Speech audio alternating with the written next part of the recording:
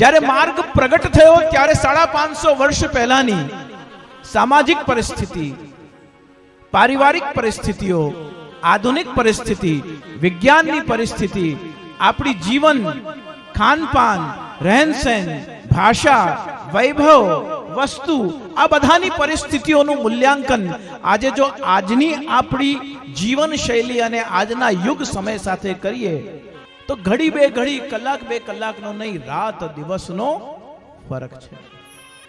આપણી 2 પેઢી પહેલા આપણા માતા પિતા અને આપણા દાદા દાદીને પણ કલ્પના નહીં હોય કે મારી સંતાનોને એર કન્ડિશન વગર ઊંઘ નહીં આવે.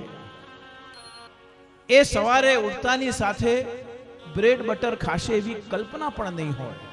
જે લોકો 60 ઉપરના છે એમને તો પોતાના જીવનમાં કેટલા બધા, પહેલા 18 વર્ષે પરિવર્તન થતા, પછી 13 વર્ષે પરિવર્તન આવતું, પછી 10 વર્ષે પરિવર્તન આવવા લાગ્યું, પછી 9 વર્ષે પરિવર્તન આવવા લાગ્યું, અને હવે આવનાર પેઢીમાં તો દર 4થા વર્ષે પરિવર્તન આવી જાય છે.